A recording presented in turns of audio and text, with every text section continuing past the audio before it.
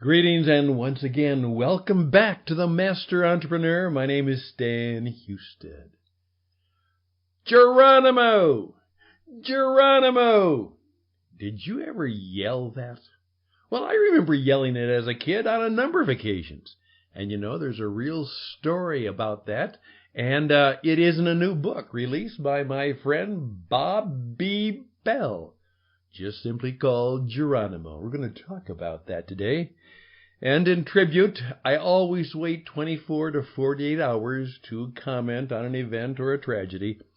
But truly, there was something that reportedly Kobe said, and that he said it often, that certainly is important and valuable for you and me.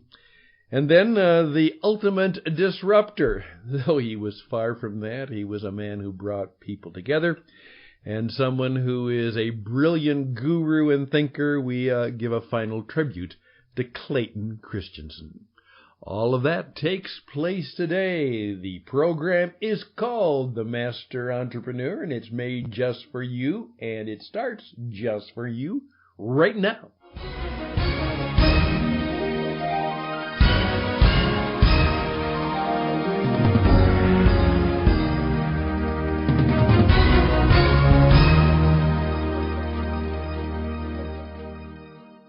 Sometimes people ask me, how long does it take to write a book?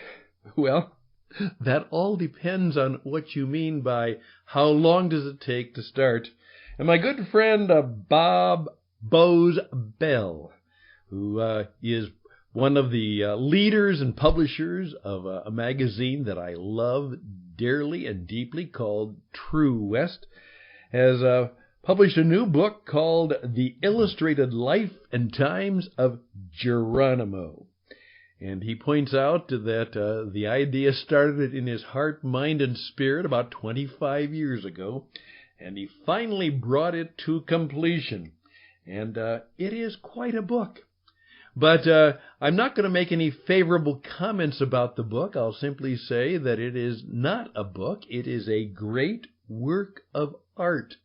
It is lore, legend, mystery, and history. It's storytelling, but it's also a leadership book. Let me just give you a few things that might be fun to know. By the way, that's not his real name, and he's not an Indian. According to Bob, they have rejected that term because we all know, supposedly, Columbus thought he was going to be in India. However, the term, which I guess is acceptable among many of the Native American people, is Indian. Not Indian. They're not Indians. They're Indian. And Geronimo, the great Indian leader of the late 19th and early 20th century, the great Apache warrior. And it is The Illustrated Life and Times. Now, I'm going to encourage you to get a copy of the book and find out how you can learn from it. Now, just a few things.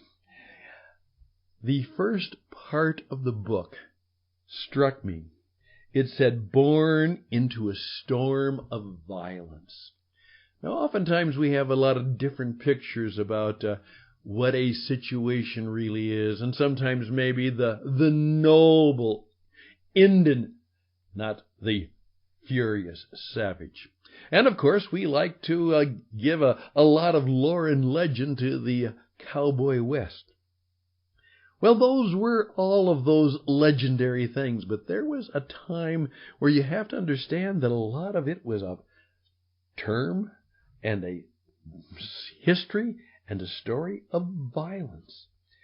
And one of the things that caught me was this saying by an Apache warrior. He said, until I was 10 years old, I did not know that people died except by violence. And those were the signs of the times then. And of course, unfortunately, dying by violence is still a significant part of the human story. Now, the name Geronimo struck me, and I'm just pointing a couple of things out to get you going there. That was not his real name. You can read the story, but he was named simply by his legendary father, who was also quite a warrior, and it's one who yawns. The child yawned, and his name meant one who yawns.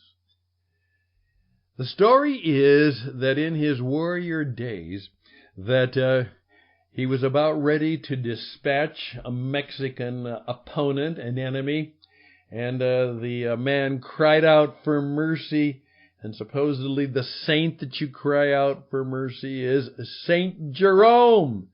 And so as the soldier cried out to the man who was his opponent and enemy, and perhaps the one who was going to put him away, he yells out, "San Jerome! San Jerome!" And supposedly, Geronimo comes from that name, that title. Now, why do I point these things out to you? I want you to learn that this is a story, but it's also a story of some very different and difficult times, and you will be fascinated by how you will become a student of the human condition by just reading BobBBell, the illustrated life and times of Geronimo. And by the way, where did that come from? Well, the story is that back in the Second World War, that there was the, what do we do to get these parachuters to overcome their fear and jump out of these planes, these parachutists? And in 1940, during a training mission, one of the leaders of the regiment went and saw a movie about Geronimo. And so he instructed his men, and they were, of course, all men at that time, that as they would run and jump out of the plane, they would yell, "Geronimo!" And that became kind of a charge. Let's go. Courage. Brave deeds are about to be done. And that kind of stuck. And it still sticks in many ways today. And I remember as a small child when we were playing the proverbial, cowboys and Indians at that time, we would charge and say, "Geronimo!" And I still remember the little football team and what we watched as the kickoff went back, and the guy who would return the kickoff, he would catch it, and he would point the direction he was going to go, and then we would all yell, "Geronimo," which kind of meant a way to do something courageous, brave, and bold. Those are just some stories. I would encourage you to read the book, but for one other reason besides all of the history and all of the good storytelling that's there. I really told Bob that this is a life and leadership book, not just a storybook. Because when you read it, when you read about the life and times of these people, you will discover that you will learn a great deal about leadership. And Geronimo was a leader of his people, and a significant leader. And I'm convinced that I and Bob, and perhaps you could join us, we could teach a whole leadership course by just having you read the wonderful stories and histories and look at the pictures, and you would learn a lot about what it might mean to be a leader in difficult times today.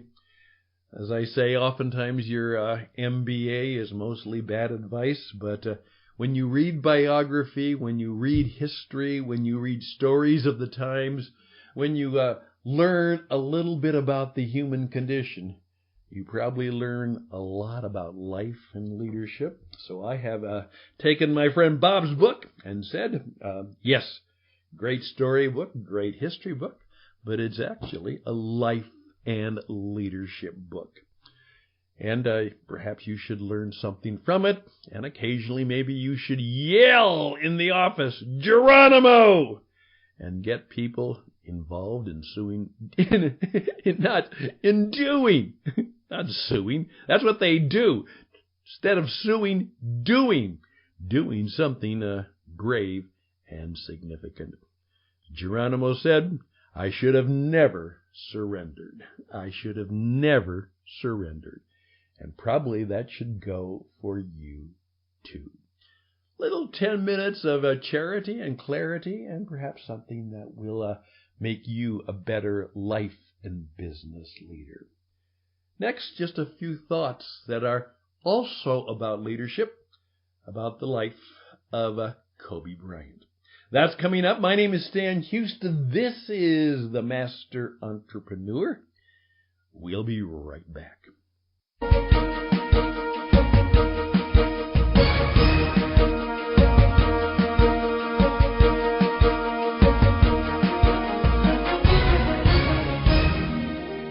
I have a bit of a personal ethos that usually when something significant or obviously tragic happens, millions and billions, it seems, of people have something to say, and obviously the media is full of people who have to have something to say and say it right now. So my motto has been, I don't jump into that, but I always wait at least 24 to 48 hours before I make any comment on that.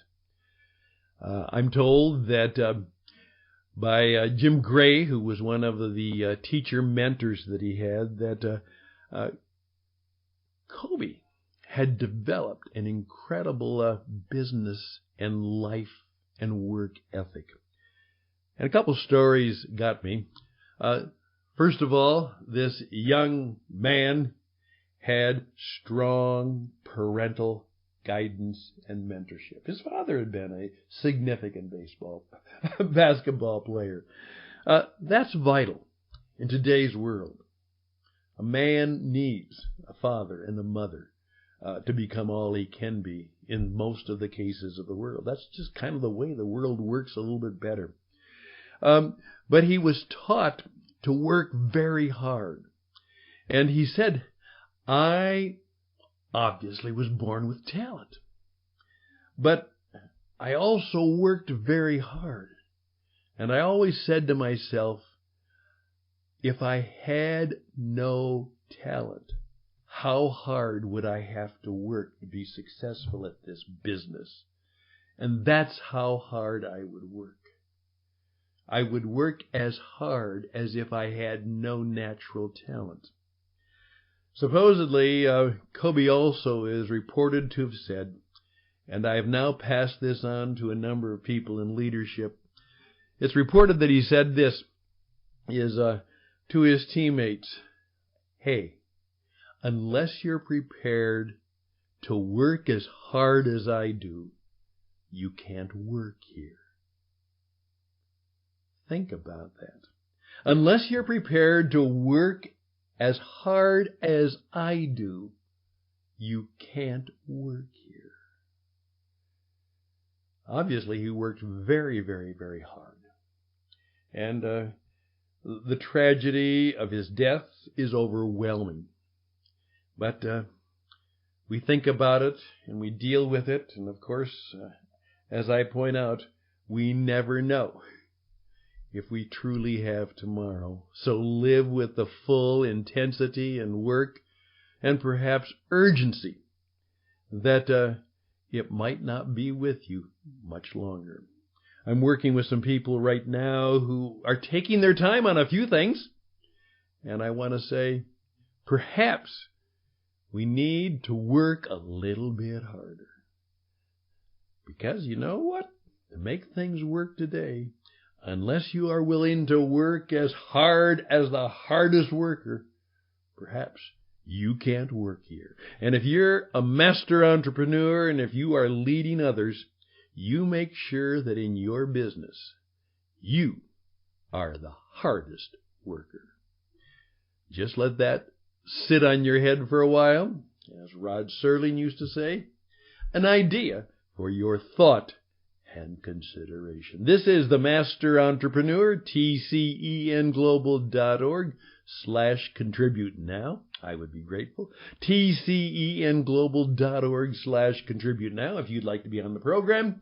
If you've got something to offer, radioedge77@gmail.com, radioedge77@gmail.com. One more final tribute, and we're under 20 minutes, and we'll be done.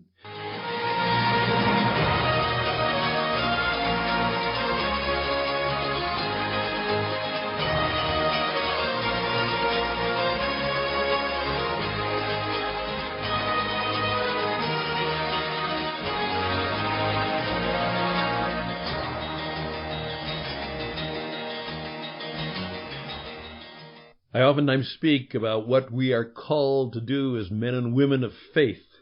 And a man who was really good at what he did, one of the best, was a gentleman named Clayton Christensen, a man of deep faith, but a brilliant man. And he is truly the guru of what is called innovation and disruption. And today we talk about, as a result of all the things going on, that there is incredible disruption in our business models. And as I'm telling people, there's a very good chance that what you are doing now, there may not be work there in 3 years. That's how hard and fast life and business is changing for you. So you better get really good at dealing with disruption and embracing innovation. And you might have to do it quickly. Someone once said, make haste slowly, and that could be good in some cases. But you might have to make haste quickly in today's changing world. I'm talking about a gentleman named Clayton Christensen. And if you don't know about him, I would just simply say, please take some time, both as a person who wants to know good things and to give an emotional and spiritual tribute to a good man. Clayton Christensen, the last son is spelled with an E, professor at Harvard University. He died, unfortunately, of cancer leukemia just recently at the age of 67. My goodness. His final battle, he led him to write about how we should live our life. How we should live our life in such a way that it would matter and make a difference. And so I just simply say today, as you are going through this week, take some time. Hey, Geronimo, BobBBell. Think about Kobe, and if you don't work as hard as I do, you can't work here. And then a man of courage, integrity, and brilliant intellect, and a man of deep faith, Clayton Christensen. I'm Stan Houston.